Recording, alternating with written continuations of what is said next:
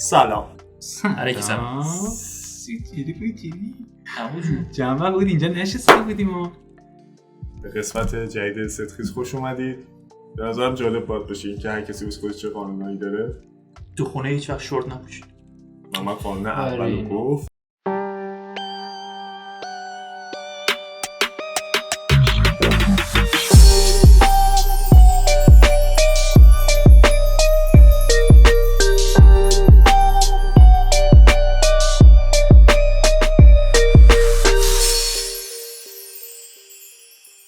خب قرار شدش که هر کسی قانون شخصی خودش رو بگه یا نصیحتی که زندگیش واسش مهمه. از چند نفر پرسیدیم. آره توی پیج گذاشتیم و اونا رو دونه میگیم ببینیم صحبتی بیاد در موردش. به اندازه کافی آب بخورید در روز خیلی مهمه. قانون آقا معرفی که نکنم. نه اسم رو نگیم به نظرم بهتره. آره. هیچ موقع از کسی انتظار نداشته باش. به نظرم قانون خوبه. نمیشه ولی خب قانون خوبی نمیشه انتظار نداشته باش. من خیلی سعی کردم. من اصلا کلا از هیچ کس انتظار سخته بدی. سخت. ندارم. نمیشه. ندارم آقا. ته دلت میگه انتظار ندارم ولی ته دلت دیگه میبینی ندارم میگه. ناراحت شدم از این موضوع که آخه از لحاظ روانشناسی اینه که میگن که باید اگه کمک میتونم بهت بکنم اجازه بدی بهت کمک کنم. تو اگه مشکل داری افسرده‌ای اگه نظر کسی بهت کمک کنه ولی نباید انتظار داشته باشی. انتظار داشتن از اینکه بذاری کمکت بکنم فرق میکنه. میدونم. دیگه نه هم دیگه به یه جا میرسن به نظرم. انتظار دیگه وقتی گفته انتظار دیگه از کوچیک‌ترین چیز تا بزرگترین چیز. همون میگم خب انتظار مثلا کمک دیگه انتظار چیه بس؟ نه مثلا انتظار داری که به دوست حتی مثلا دوستت تو دوبار حالشو پرسیدی مثلا سومین بار اون بپرسه. خیلی سخت. من یکم اینجوری هستم. میدونم من خودم اتفاقا این قانون رو برای خودم داشتم که تو دوستی‌ها سعی کنم هیچ وقت انتظار نداشته باشم از کسی. سعی هم میکنم همیشه ولی خب نمیشه. تهش آدم ناراحت میشه. بهترین دیالوگو واسه این توی افتر لایف میگه که آدما وقتی باش میکنن که بفهمن که وقتی یه درختی رو میکارن خودشون از اون سایه نمیخوان استفاده کنن مثل بعدی. عجب چیز سایه تمرین کرده بودی برای این؟ نه دوست داشتم این دیالوگو تو ذهنم می‌خواستی یه روزی تو ستخیز کلا فرقی نمیکنه که الان انتظار داری یکی واسه یه کاری انجام بده چقدر یه آدم عمر میکنه. ولی همیشه آدم سعی کنه که کار خوبه رو بکنه بدون انتظار داشتن. برای دوستاش. برای دوستاش واقعا خیلی قانون خوبیه. نکردی هم فرق نمیکنه. نه به نظر من فرق میکنه. چرا فرق نمیکنه؟ آره دیگه عوضی نباشه که میتونی یه کارو خوب کنی کارو خوب کنی. ستخیزو فالو کن آشغال. من ستخیزو فالو نکردم. ویدیوهاش هم نمیبینم. یکی از بچه‌ها گفته سگ تو این زندگی. چقدر زیاد توضیح نبوده. بعد از احتمالاً نتش ساعتش ببینیم فکر کنم بعد رنگ. احتمالاً نتش بعد بود. ساعت نمیزنه. وی پی ان وصل نمی‌شده. نفر بعدی گفته که من میخونم دیگه. همش تو همه کارا رو می‌خواد انجام بده. می‌بینی؟ قانون فضول نباشیم. من اینجا چرا فضول بودن خوبه؟ با کنجکاو بودن خوبه دیگه. کنجکاو بودن با فضول بودن خیلی فرق می‌کنه. ربط دارم به هم. تو یه جا می‌خورم. نه. آقا می‌خورن دیگه. ببین چه قشنگ گفته کاری که خودت بهش پایبند نیستی رو از بقیه نخواه. آفرین. وقتی خودت یه کاری رو انجام نمیدی دلیل نمیشه از کسی دیگه بخوای اون کار رو انجام بده. مثلا وقتی یه مثالی که دم دستم هست بزنیم مثلا خطبه داری میگی اسلحه تکیه کردم دیگه. نه صحبت هستم شبیه خطبه هست. مثلا وقتی کسی سیگار میکشه نمیتونه به کسی دیگه بگه سیگار نکش. خودش داره اون کار رو انجام میده. تا وقتی که خودت یه کاری رو درست انجام ندی نمیتونه کسی دیگه بخوای که اون کار رو انجام نده یا انجام بده. یه داستانم هستش. بفهم. امام علی میگه بچه رو میارن پیشش میگن خرما زیاد میخوره خود امام علی داشت خرما زیاد میخورده میگه برو فردا بیا. فردا میاد میگه خرما زیاد نخور. خب این بعدی خیلی زود رفتیم بعدی. کلی در مورد چیز حرف زدیم. چرت و پرت گفت رفت تمام شد بعدی. از تو بگو. به نظرم گفتیم کافی بود. آره فکر نکردم بهش. چیز کاملی بود خودش. آره جالب بود. احسن. همیشه برای خودت خط قرمز تعیین کن. آره خوبه. خب این همون میشه قانون داشتن دیگه. دیگه نه این خط قرمز اون چیزای بده. خط یه مقدار قوی‌تره نسبت به قانون داشتن به نظر من. چرا؟ به نظر من همون قانون. میشه گفت یه مقدار محکم‌تره نسبت مثلا به قانون خط قرمز. مثلا آره همون قانون تقریبا خب زیر مجموعه قانون میشه ولی محکم‌تره به نظر من خط قرمز تا قانون. خط قرمز چند تا قانونه؟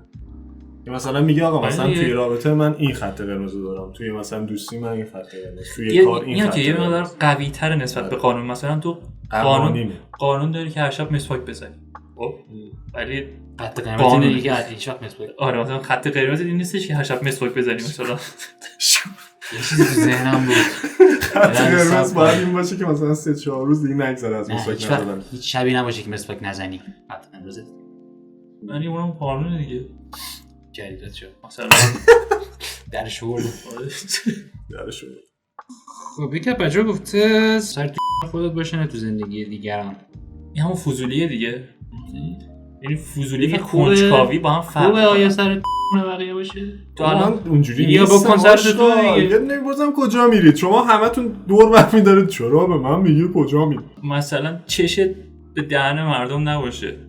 خیلی هست چش رو هم چشمی خیلی وحشت چش رو هم چشمی. آره مثلا یه نفر تو فامیلت رفتش دندوناشو لامینیت کرد تو نرو در اینکه عقب نیفتی 80 میلیون بده تو هم دندوناتو لامینیت کن. باید اولویت زندگی خودت باشه دیگه، پیشرفت شخصیت یا خانواده خودت در نهایت. وحشتناک بعضی‌ها به فکر اینن که بقیه چی میگن در موردشون. آره خیلی زیاد این که هست. قضیه دیگه‌ش این خانواده است که خانواده با هم دیگه دارن، یه سری هستن با سلبریتی ها خودشون رو مقایسه میکنن، یه مثلا داغون پاغونن ولی خب همون شخصی دیگه.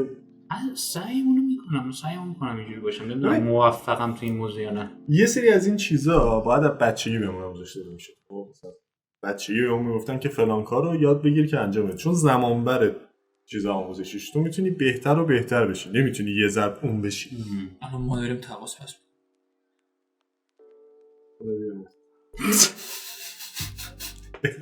محبت زیادی به هیچ کس نکن. خانواده‌ت هم که باشن ممکنه بدونی که بخوان متوقع بشن. دیگه خوبه. محبت زیادی به کسی نکن. همون ببین بحث اولمونه. میگم که همش زیر مجموعه هم دیگه. بعد تا حدی بکنی که توقع نداشته باشی دیگه. اگر هم کردی توقعی نداشته باشه. وقتی یکی رو انقدر مثلا بزرگش می‌کنی مثلا میگم دوستش داری، خب دوستش همون دیگه انقدر محبت می‌کنی بهش که برات مهم نیست حتی اگه متوقع بشی. محبت زیاد آدم فقط خودش اذیت میشه بعدش دیگه. دیگه خیلی بده. خیلی اینا قسمت خانواده‌اش چی؟ نه خانواده کلا به نظر من خارج از همه ایناست. بستگی به خانواده‌ام داره. آره خانواده‌اش مهمه. آره من بخوام شخصی بگم هیچ کدوم از اینا نمیره زیر مجموعه خانواده. برادرامش بود. من خانواده‌اش. من خانواده‌اش غیر از محمد. خانواده‌اش بودم. آدم باید درست باشه تا خدا راهو براش هموار کنه. من خب در مورد این موضوع زیاد نظری ندارم. شما ببین اینکه درست رفتار کنی یا صحیح رفتار کنی دلیل نمیشه که واسه مشکلی پیش نیاد. به نظر من در هر صورت احتمال اینکه حتی بیشتر واسه مشکل پیش بیاد هستش با توجه به الان جامعه که الان ما داریم. خب ولی دلیل نمیشه که درست رفتار نکنی. اصول اصل آدم اگه یه سری اصول رو برای خودش داشته باشه خود حتی اگه براش بدم باشه اونا رو دوباره پایبند بشه. نسبت به سال قبل باید بهتر بشه. نسبت به سال قبل باید نداره. باید بذاری سختش میکنی. شخصیه دیگه. من نظر خودم دیگه. مثلا تو سالو میتونی بکنی روز نسبت به روز قبل بهتر بشه. خیلی چیز خوبیه ولی خب باید براش بذاری. ببین نباید مادیش کنی به نظر من. مادیش کنی ممکنه خیلی به هم بریزه و روحیت به هم بریزه. ولی مثلا وقتی مثلا چه میدونم خودتو به سمت مطالعه یا مثلا دانش بیشتر یا نمیدونم چیزای اینجوری بری آره یا مثلا ورزش نه آره اگه مادی نباشه میشه ولی اگه مادی باشه باید نباید براش بذاری. یه چیز در میاد اصلا. بهتر بودن به نظر من بهتر بودن با شکست کارات و هر دیگه از رابطه مستقیم داره. خب باید شکست بخورت یاد بگیری کلا. آره اگه اتفاقی واسط نیفته، اگه مثلا یه راهی که داری میری یه باگی توش واسط پیدا نشه خب قوی تر نمیشه نسبت به قبلش. مثلا داری یه کاری انجام میدی، یه مشکلی رو دارم کاری اینجوری یه مشکل رو یاد میگیری، دوباره میری جلوتر، دفعات بعد اون مشکل واسط پیش بیاد میدونی چطوری حلش بکنی. حالا اینو که جواب دادیم، ولی همون شکستی که تو بعدش میگی وقتی آدم شکست می‌خوره اون مواجهه باهاش مهمه یه چیزی. آره ازش میشه به عنوان از شکست خیلی خوبه. نه شکست خیلی خوبه. ببین میتونید قشنگ مثل این حرفو ببین مثل آخر نه بستگی داره چطوری باهاش مواجهه کنی. مثل یه حالت یه سوختی میمونه، مثل یه چیزی میمونه، یه انرژی مضاعفی میمونه واسه اینکه کارهای دیگه رو انجام بدی. انگار یه دفعه شارژ میشی. درسته موفقیت خیلی بیشتر چیز میکنه، شاید کمکت بکنه، ولی شکست یه مقدار قوی تر. ببین موفقیت هم زیادش خوب نیست، شکست هم زیادش. میگم که اینا با هم تعادل دارن. باید تعادل داشته باشه. شکست هم از یه جا رد بشه آدم دیگه واقعا نمیتونه تحمل کنه. بستگی به توان طرف اینه. ولی خب اگه بتونی هر چی شکست خوردی ازش یاد بگیری. آره دیگه اینا دیگه لازمه. اینجوری بگیم بهتره. لازم که هست. قانون نداشتن. نمیشه قانون نداشتن. این یعنی چی؟ از اون نمیفهمم قانون نداشتن چه ربطی داره؟ من هر کاری دارم بخواد میکنم. قانون نداشته باشی این دوست ندارم اینو. منم دوست ندارم. آره. اگه قانون نداشته باشه قانونای بقیه رو میشکنه. هرج و مرج میشه. آره. نه اصلا شاید مربوط به اون نشه، خیلی چیزای کوچیک شخصی مثلا تو رابطه تا اینا. خب اون داره قانون طرف مقابلش. آره دیگه خیلی بقیه رو اذیت میکنه. مثال ملموس‌ترش به نظر من تو رانندگی میاد. اگه میگن فقط بخواد هر کاری تو خیابون دلش بخواد بکنه، واقعا قانون مورفی نمیشه. واقعا قانون مورفی. قانون مورفی رو توضیحش. قانون مورفی یعنی این که اگه خطایی تو کاری بخواد پیش میاد. آره. مگر اینکه خیلی برای درست بودنش تلاش شده باشه. اینا یه حالت دیگه شه. اگر اتفاقی یه بار بیفته 100% دفعه دوم میفته. اگه هیچ چیزی نیستش که جلوشو بگیره. با هر کس مثل خودش.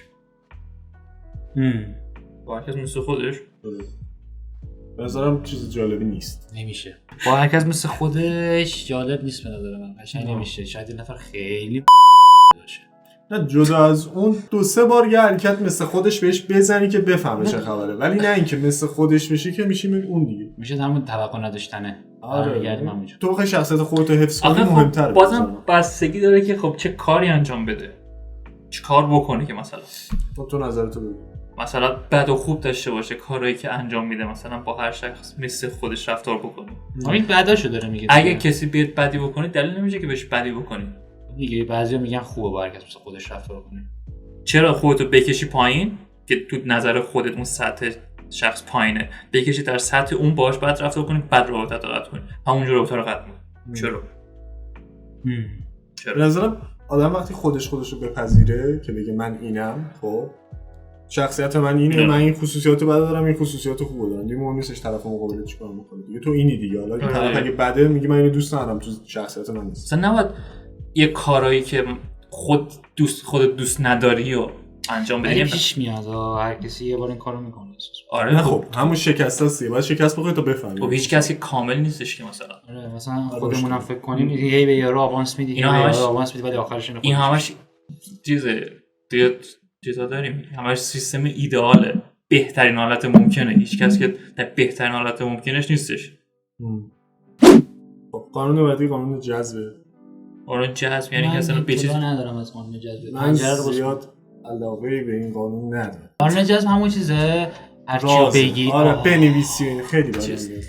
206 آلبال آدمو تنبل میکنه یا آدمو توقعشو میبره بالا. مثلا میگه خب من نشستم هیچ کاری انجام نمیدم، انتظار دارم فلان کارم با فلان چیزام واسه اتفاق بیفته بیاد سمتم. ولی اصلا یه سری چیزا هستش که اتفاق میافتن که باعث میشه مثلا واسه سوال بشه که واقعا چه چیزی هستش یا نه. اگه ذهنتو بذاری روی موضوع خب قطعا بیشتر تلاش میکنی برای موضوع اتفاق افتادنش. نه احتمالش بیشتر. منظورمه اگه ذهنتو بذاری تلاش بکنی قانونش جذاب‌تره به نظرم تا اینکه بگی من یه چیزی رو نوشتم، یه کاری رو میخوام، پس کائنات و جذب و اینا باید واسه من چیز دیگه منظورمه. مثلا همون چیزی که داشتم میگفتم به یه فیلم و سریالی فکر می‌کنی چند روز بعد تلویزیون نشونش میده. چطوری همش اتفاق میفته؟ اتفاق. خب نمیشه دوری از دروغ و دروغگو قانونشه. این یه محرزه دیگه. بستگی داره بازم. کی از دروغگو خوشش میاد؟ بازم آره دروغ گفتن حالا بعضی جا لازم باشه. خب دروغ گفتن خوب نیستا، ولی شاید بعضی وقتا از یه اتفاق بزرگتر جلوگیری بکنه. خب ولی بعضی وقتا باعث یه موقعی اگه حقیقتشو بگی باعث میشه رو هم دیگه تلمبار بشه، یه چیز گنده‌تر بشه، یه دفعه خراب بشه رو سرت. اگه همون دفعه اول راستشو بگی، ولی بعضی جاها لازمه دروغ گفتن. چند بار بهش فکر کردم، بعضی جاها واقعا لازمه. هیچ کس قطعا نمیره سمت آدم دروغ گفتن اگه بفهمه. آخه آره میگم که به اتفاقش بستگی داره، به اون کاره بستگی داره. مثلا آدم دروغگو دیدید؟ نمیشه تشخیص دادش که. یعنی آدمی دیدی که بتونی بهش بگی دروغگوه؟ بله. هی زرت و زرت دروغ میگه. بله. خب چرا باید این کارو بکنی؟ اصلا درک نمی‌کنم دروغ گفتن. من آدمی دیدم که اصلا لازم نبوده دروغ بگه ولی هی دروغ میگه. یعنی اصلا دروغی که میگفته نه بهش خیر میرسونده، نه توی مثلا از شر اینو فراری میداده، هیچ کاری نمی‌کنه. درک نمی‌کنم آدم دروغگو رو درک نمی‌کنم. نه من دیدم. نه چرا خب مثلا آدم باید دروغگو بشه؟ عجیبه. یه موقع واسه دیده شدنه. به دروغای چرت و پرت. مثلا یه چیزایی میگه که مثلا آره من این کارو کردم، فلان کارو اومدم نمیدونم رفتم من با فلانی تو رابطه‌ام، با فلانی این چوسیه. این دروغه دیگه. ولی دروغگو رابطه چیه؟ نه منظور رابطه، منظور دوستی و مثلا چه میگم من با گلزار مثلا شام میخورم. این چی میگم؟ خاله من. چی همش خاله است؟ حالا نه حال بگو. گفته چی؟ سعی کن آدما رو راحت بذاری کنار. قانونشه. یعنی بتونید این آدما خوشم نمیاد. راحت بتونید دل بکنی نسبت به کسی. اصلا نمیشه. برای من نشده. من به این حد نمیتونم برسم. من از اینجور آدما خوشم نمیاد. خب ببین تو مثلا زیاد شده همچین چیزایی. آره مخصوصا دخترا. اصلا دختر پسر نداره. خب مطمئنا اگر الان جمع دخترا بود میگفتم مخصوصا پسرا. پسرا تو هم که خیلی ول میکنی. شمشیرمو قلف کن. جنگو باختیم. اینو شما نظر دیگه ندارید آدمو رو بذاری کنار. نظر من چیز چرتیه. یعنی اصلا چرا باید همچین آدمی تو زندگی راه بدی که راحت بتونی بذاری کنار؟ از اول آدم درسته آدمو تغییر میکنن. بستگی داره بازم همه اینا. خب یه دفعه مثلا اون طرف تو رو بذاره کنار، خب همچین آدمی باشه تو دوباره دنبالش میکنی. اون میشه مووان کردن. رد کنی رابطه رو. یه چیزیه که مثلا یه پروسه داره باید انجام بدی. اگرم خوب باشی توش بد نیست. ولی اینکه تو مثلا با همه یه جوری باشی که من تو این لحظه میتونم اینو بذارم کنار، به نظرم یه قابلیت چرت و پرته. خودت هم داری اذیت میشی تو اون لحظه. وابستگی نداشتن خوبه به کسی. نمیشه. بستگی میگم که بستگی داره. آدم خیلی زود هم خانواده هست هم دوست هست. جفتشون دو دسته میشن بازم. چند دسته دیگه حالا اگه بخواد چیزای دیگه بگی. ولی بازم میگم بستگی داره. به شرایط خیلی بستگی داره. به اون اتفاقی که میفته بستگی داره. به کاری که مثلا طرفین میکنن در مقابل هم دیگه بستگی داره. همشون شرایط خاص داره. بستگی داره که همه آدما رو راحت بذاری کنار. درست. آره. دنیای مجازی برای پیدا کردن یار یا آدم درست واقعی به درد نمیخوره. یار کو؟ غلطه. یاره که توی چیزه. غلطه. دنیای مجازی به درد نمیخوره. نه دنیای مجازی به درد نمیخوره. نه برای پیدا کردن دوست جای اشتباهی به نظرم غلطه. خیلی به شرایط بستگی داره. یه سری از آدمایی که بهترین آدمایی که میشناسم تو زندگیمون رو خیلی مسخره تو بازی پیدا کرد. آقای هردانیان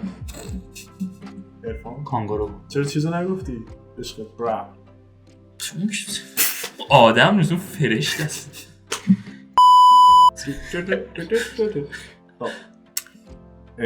به نظرم این که بخوای سری دل ببندی اشتباه هست. اینکه سری به یه نفر اعتماد کنی و اینا، چه تو دنیای واقعی چه تو دنیای مجازی. کلا به هیچ کس اعتماد نکنید.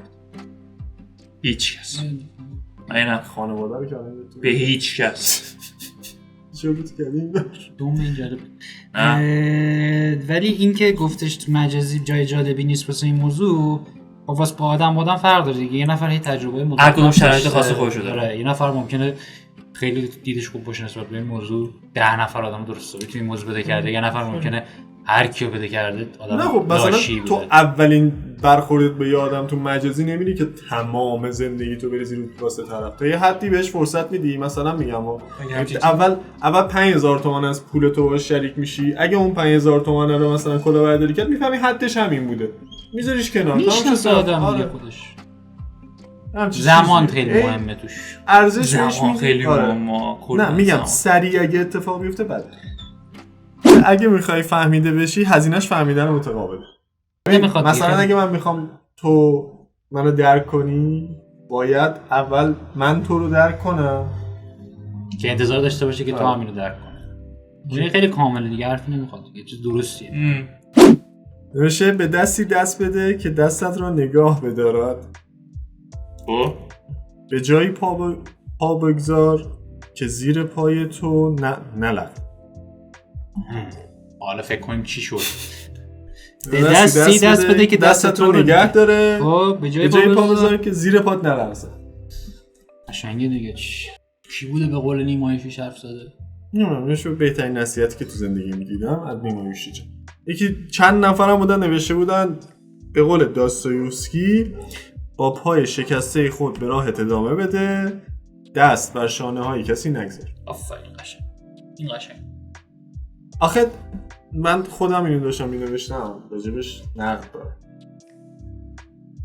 نباید آدم خودشو تنها فرض کنه و اگرم کسی خواست کمکش کنه که شانه های طرف اینجا تشبیه شده به اون، کمک نگیره ازش. آسیب بیشتری شخصی میگیری، تنها تر خودتو فرض میکنی. این خیلی قشنگ. خب من الان این چیزی که گفتم چیش مشکل داره؟ این خیلی قشنگ. یکم نمیشد اگه فرصت رفتن داشتید برید. کجا برید؟ کشور. کجا به دستشویی برید. خداحافظ هوشیار. قسمت خداحافظی هوشیار. آره دیگه هر کی داره باید فرار کنه بره دیگه. فرار باید اسمش بزنیم دیگه، مهاجرت نباید اسمش بزنیم. بستگی داره بازم. فرصت وقتی داره یعنی یارو میتونه. فرصتو برای همین داشت. چند تا دسته میشه. اون طرف کاروبارش جور باشه یا کاری که میخواد انجام بده. فرصت. یه دفعه قاشاقه نره اونور بگه هرچی پیش اومد بدتر بشه زندگیش از چیزی که داخل ایران هست. چی هست؟ دیدم مورد دارم ولی نمیشناسیش داداش، همه کی سر رو باید بشناسی. فضولی کار بدیه. بکنم میشناسم. قوانین شخص خودت واسه خودت چه قانون داره اینا بگیم خودمون. چیه وای؟ هر کی بگه. مثلا همون توقع جالب بود، سعی می‌کردم همیشه اون داشته باشم. سلاح تو زمین نذار. قانون نه. تو صحبت نکنه. آره توقع جالب بود به نظرم. اون رو خودم هم خیلی بهش فکر می‌کردم همیشه. میکنم هم همیشه. منم توقع فکر. آره سخته. یه جور دیگه بهش نگاه کنید. خب تو تقریبا خودتو واسه بدترین حالت آماده میکنی. چه هیو جکمن تو اون فیلم پریزنرز میگفت Pray for the best, prepare for the worst. خودتو واسه بدترین حالت آماده میکنی، واسه بهترین چیز که ممکن اتفاق بیفته دعا میکنی. حالا مثلا امیدواری، حالا ما این دعا نمیگیم، امیدواری. همچین چیزیه توقع نداشتن. خب تو تمام سعیتو میکنی، یا کمک میاد یا کمک نمیاد. بقیهش میاد توی همون شکست خوردن. در همون صحبت کردیم. شکست میخوری، میفهمی که من این کارا رو کردم اینجوری شد. وقتی که این کارا رو انجام دادم از این بخش کم آوردم. سری بعد سعی میکنم که دارم این کار رو انجام میدم اون بخشش هم کاور بدم، چون کسی نیستش که از این بخش چیزام کنه، کاورم بده، راهنماییم کنه. خب میشه همون روز به روز گفتم من روز به روز داره همچین چیزی تقریبا به نظر من. این امام علی راجبش چیز بازم قشنگی میگه. یه جوری زندگی کن انگار روز آخره زندگیته، یه جوری برنامه ریزی کن واسه زندگیت انگار 100 سال زندگی، که میشه همون جوری که تو اون یه روزی که روز آخر زندگیته تو مطمئنا نمیری از بقیه شروع کنی کمک خواستن، کار خودتو میکنی. ریدیت. قانون تو چی داری؟ من رو حرف کسی حساب نکردم، واسم یه قانون شده و بعضیاشون هم همونگه تا وقتی که واسه اتفاق نیفتادن قانونت نمیشن. آره باید شکست رو بخوری تا بفهمی. شکست واسه شکست خیلی شکست باید رشد کنی. شکست کلا. ولی خب اون روز یه روانشناسی گفتش که تعداد زیاد شکست مربوط به رشد زیاد شما نیست، یه سری اثرهای منفی رو شما میذاره. خورد نه آسیبای روحی میمونه. تو شکست عشقی بخوری خب مطمئنا ناراحتیش میمونه. خب شما چه قانونی؟ گفتم شورتتون رو تو خونه در بیارید. شورت بده. شلوارهای تنگ هم نپوشید. شلوار تنگ هم خوب. شلوار تنگ خیلی صدمه میزنه بالا. به پسر واسه دخترم بده ولی نه به نظر من بپوشید. آقا چی نظرمه دیگه. حالا کلا قانون داشتن خوبه که مثلا طرف چه چیزی. آره نمیشه کسی توی چیز تو سایبرپانک تو بازی نکردی. آخرش شخصیت کیانو ریوز جان سیلورهند میشینه یه جا باهات صحبت میکنه در مورد اصل داشتن، در مورد کد داشتن صحبت میکنه که میگه همچین چیزایی که تو داری وقتی که راه اشتباه بری برمیگردی بهشون نگاه میکنی باعث شد تو راهتو درست میکنی. اصل و کدت اون چیزی که بهشون میگه کد، واسه من میگم کد ولی قشنگ میگه کد. بعد برمیگردی بهشون نگاه میکنی میفهمی که یعنی از قبل گذاشته اینا رو وقتی داره تو ذهنت هستش اینجور چیزا میبینی داری یه کاری انجام میدی با اون قانونت نمیخونه دیگه انجامش نمیدی برمیگردی یه کار دیگه انجام میدی. این میشه اون اصل داشتن یا قانون داشتن. زای قشنگی گفتش آره سیلور هم توی سایبرپانک چیزی درد نکنه واقعا قشنگ. چی شد به نتیجه رسیدی که این قسمت در مورد قانون صحبت کنیم؟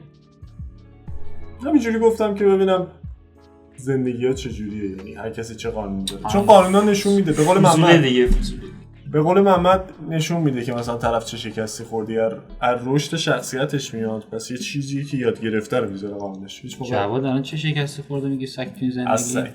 ایوس پولش نداره. تمامش کنیم. کلا زندگیتون رو بکنید با کسی کاری نداشته باشید. این پادکست های ما آخرش قرار نیستش که نتیجه گیری خاصی داشته باشه. نتیجه گیریش یه نتیجه گیری شخصیه و شما میتونید خودتون برداشت شخصیتون رو به عنوان نتیجه گیری استفاده کنید. یه دفعه ربطی نداره. پادکستمون تیتراژ داره؟ آره. من ندیدم. محمد فایبوی یه دفعه ممکنه تیتراژ بره.